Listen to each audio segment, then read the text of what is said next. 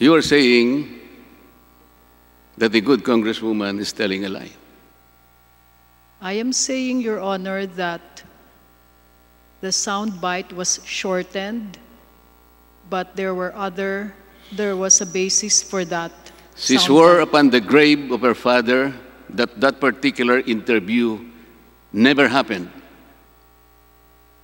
The interview happened over DZMM, Your Honor. Precisely. But what was shown was the interview in TV Patrol, which she denies. So, maliwanag po na in-splice ninyo. At malinaw talaga, nakita rin namin. Huwag kayong mag-alala pa, pakukuha din natin yon. At siguro lalo nating malilinawan yon. Ang sinasabi lang natin dito, sana magpakatapat na kayo, mulat mula pa kasi sinasabi na namin ito. Kung hindi po standard ang splicing ng content, sinasabi po ninyo, nagsisinungaling ang aming kasama rito. Is that you are trying to imply? Your Honor. Hindi po, Your Honor. Oh, ang paano sinasabi ngayon? ko lang po, ine-edit po namin ng mga video at soundbites, pero hindi po para mag-sinungaling o mag-mislead sa aming storya. May I repeat that? That particular interview never existed according to her. Pinipilit nyo, it existed, and you edited the content. Either you are implying that the good Congresswoman is lying, or you are thinking of something else. No, Your Honor. Ang practice po kasi, minsan nag-i-interview po kami sa ibang platforms, and then gagamitin po yon sa mas maikling version sa ibang programa. Yun po ang nangyayari doon. But if the motivation is to deceive the public into believing that she did apologize to a particular organization na hindi naman talaga nangyari, ang biktima rito yung publiko. She was at the sick bed of her father. Nakita niya yon. Masakit, hindi ba? Ito yung pinag-uusapan natin. And then,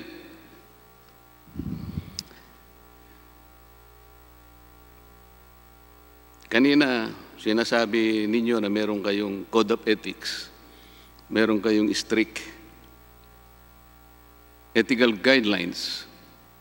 At ang sinabi mo pa nga, isinasabuhay ng mga reporters at mga journalists ang inyong code of ethics, ganun din yung KBP broadcast code. Tama po. Opo.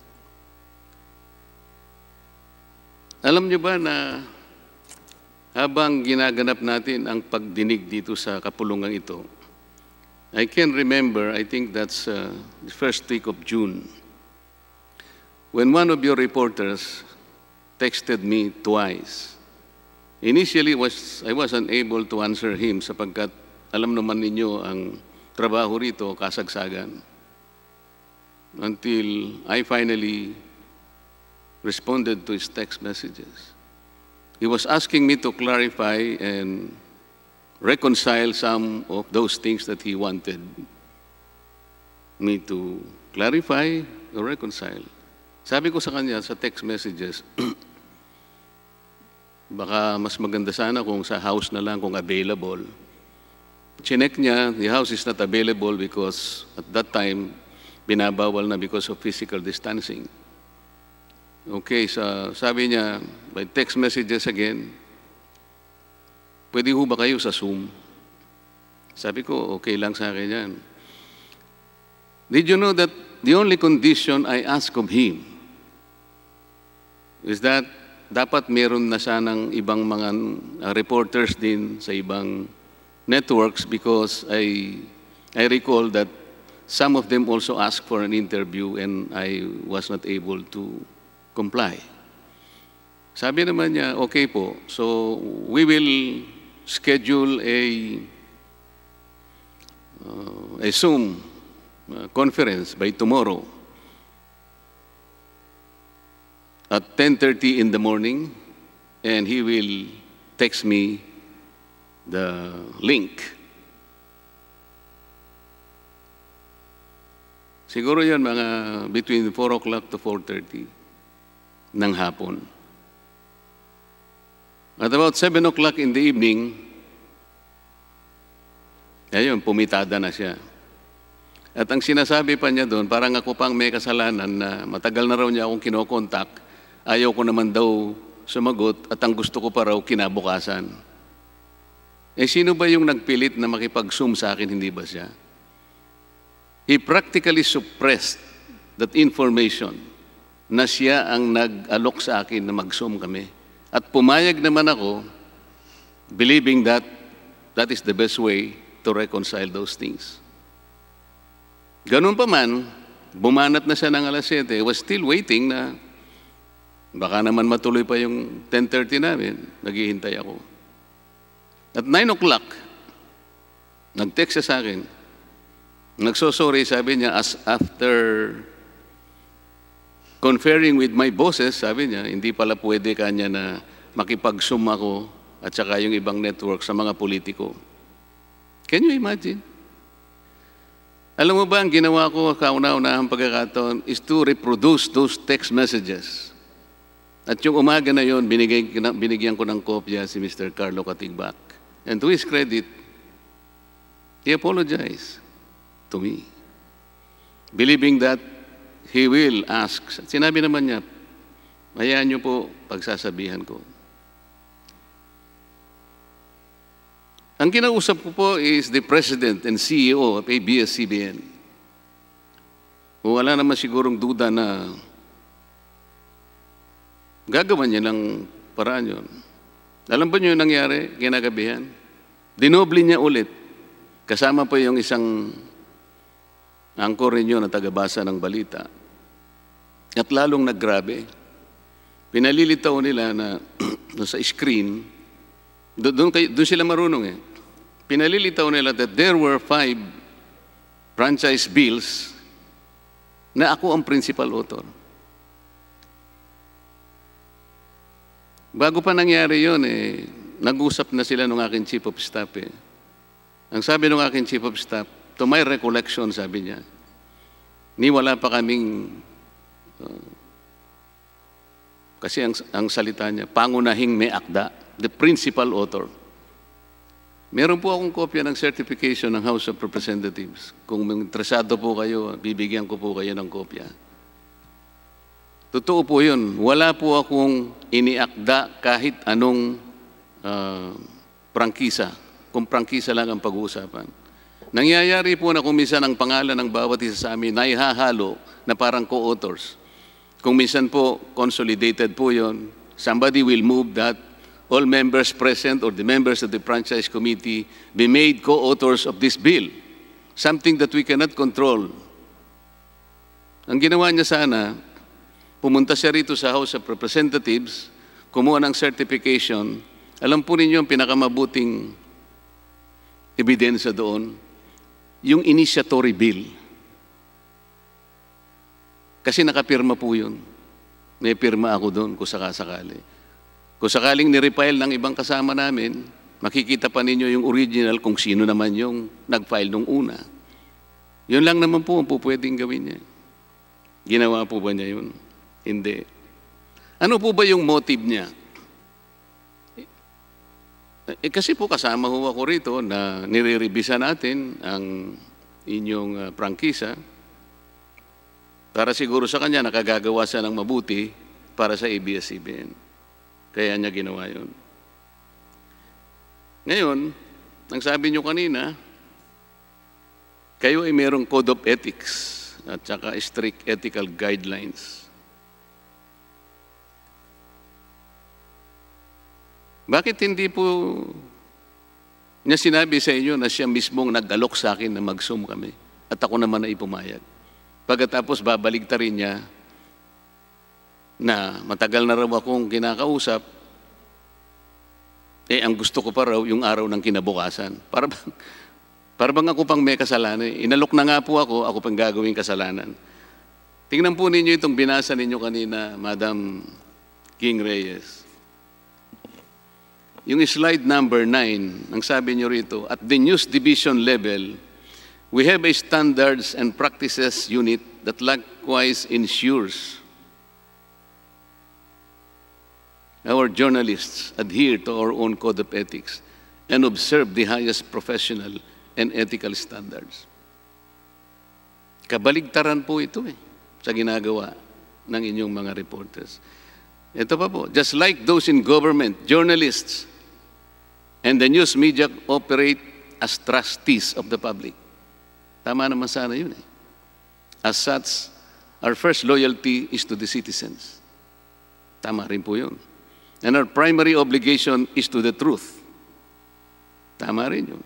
We know that as we hold power to account, we ourselves are accountable to the public we serve. You pay lip service to this. Tinitwist po ninyo ang mga balita. Kayo ang gumagawa ng balita kahit na mali. Pagkatapos, 2 araw pagkatapos na may ere yung ganong klaseng report. Kung babalikan mo yun, Ms. Ging Reyes, parang pinagsalikupan ako ng dalawa Yung isa yung anchor ninyong isa ron. Oh, hindi ba attorney? Sabi niya. Res ipsa loquitur. Ganon silang magsalita Ano ron ang res ipsa loquitur? Nakita ba niya yung certification ng House of Representatives? Nagpapanggap pa kasing abogado yung isa, although itong reporter mo parang abogado yata talaga. Pero yung isang kasama niya, siya yung umaastang parang abogado. Ito po ang sinabi nyo after 2 days. Hindi ko nababanggitin ang pangalan. Before I hired X, I wasn't convinced he'd want to be a full-time journalist. He was already a lawyer then. He was young and promising and a reporter's job didn't exactly pay well.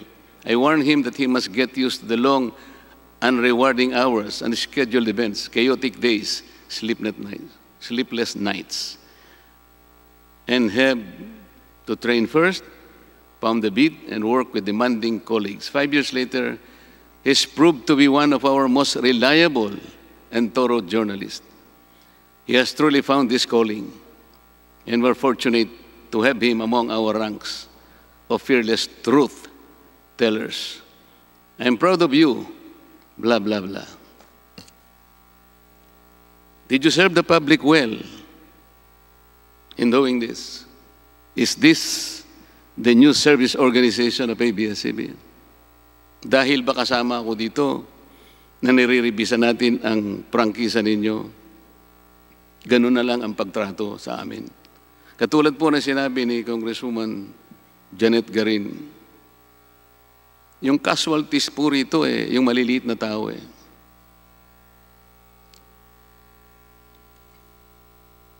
Meron kayong pananagutan na paglingkuran ninyo sila. Sabi ninyo, totoo naman yun Paano po sila makapagdidesisyon sa buhay nila kung ipinakakain nating balita sa kanila ay kabalintonaan, puro kabaligtaran? Ang totoo po niyan, habang tayo po ay nandito sa maraming araw na ginampanan natin ang ating tungkulin.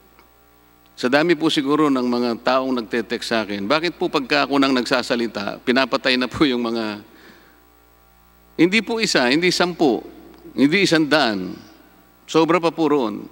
Pwede mo nang paniwalaan yun Siguro kung 3 lang ang nagsasabi sa akin, pagka kayo na po nagsasalita, pinapatay na po nila yung, nung hindi pa po kayo na CDO.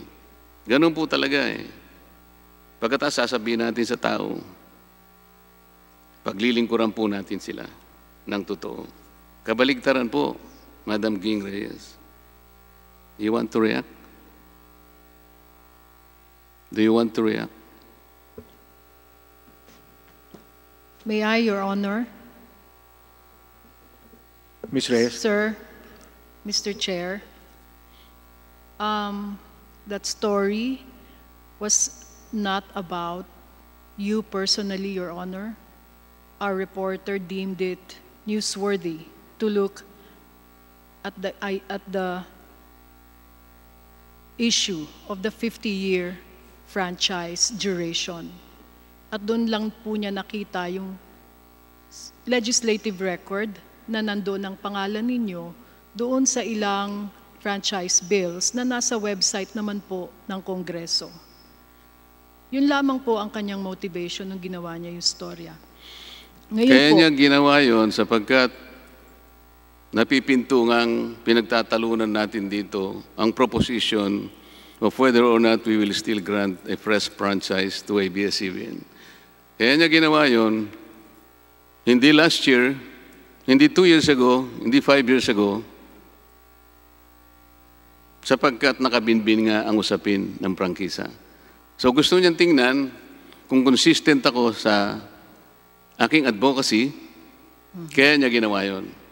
Ang problema lang, Ms. Ging Reyes, sana hindi sa website siya bumasi muna. Yung website kasi kung minsan ina-update. Sabi ko nga sa iyo kanina, nagiging practice na kasi rito yung mga kasama namin, mag-move sila na the members present, kung minsan hindi mo naman maririnig yun, lalo na po kung dito na ginawa, tapos na po sa second reading, somebody will move that the members of the franchise committee be made authors or co-authors of this bill. Eh kung wala naman po ako ron, paano ko namang makukontrol yun? Kaya yun po ibig nating sabihin. Pero in the interest of fair reporting and honest reporting na sinasabi nyo, sinusunod ninyo ang inyong code of ethics, hindi mo mas maganda na pumunta siya sa aming index division dito. Makakakuha po siya eh. Yung pong initiatory bill ang sinasabi ko sa inyo na kung saan pipirma roon ang isang miyembro ng House of Representatives. Doon po niyo matutukoy kung siya talaga ay principal sponsor. may I respond? Maano po ba yun? Masyado po bang malaking bagay para sa isang reporter para maging ganap na makatotohanan sa pagganap niya ng tungkulin? Kayo naman po eh. Napalusutan pa rin niya kayo. Kaya sasabihin ninyong, he has truly found this calling. And we are so fortunate to have him among our ranks of fearless truth tellers. Masakit po yun eh.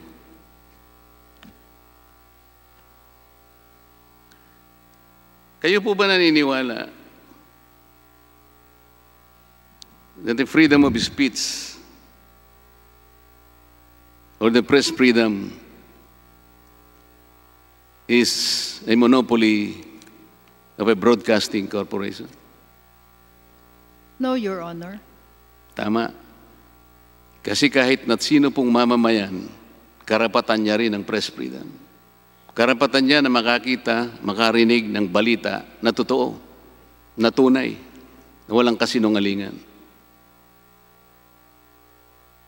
Ang pinag-uusapan po natin dito ay prangkisa ninyo eh. Sabi kanina nung isang kasama namin nagsalita, hindi naman daw kaugnay ng prangkisa ninyo.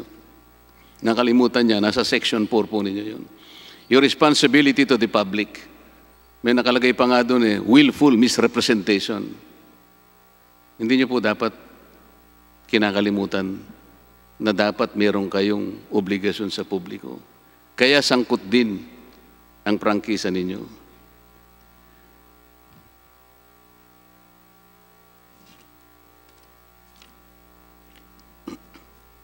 Ang sabi po ninyo ay balanse, objective. Bigyan ko po kayo ng halimbawa.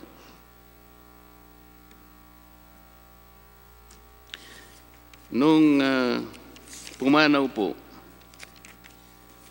si dating secretary, hindi secretary, yung pong head ng Securities and Exchange Commission, si Attorney Perfecto Yasay.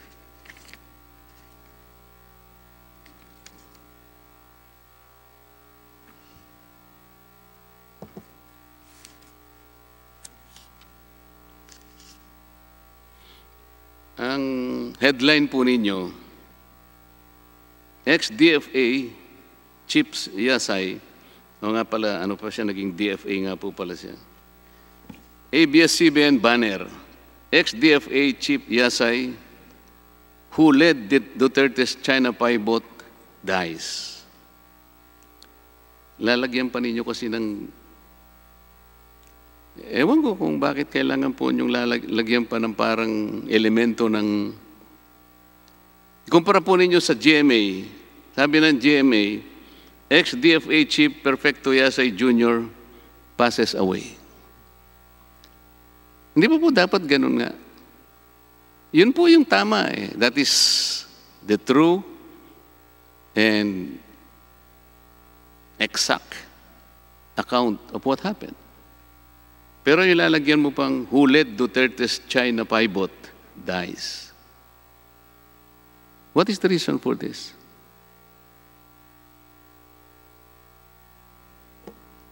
Your Honor, I'm not very familiar with that particular headline, but I remember seeing a headline in our digital stories that read, former DFA Chief Yasay passes away.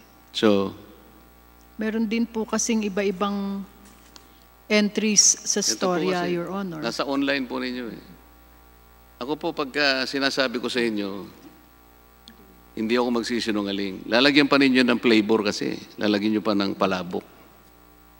Alam ba ninyo, ang katapat na parusa nun, halimbawa, bibigay ko po sa inyo. Sabi nyo kasi kanina, sinusunod ninyo yung KBP Code of Ethics.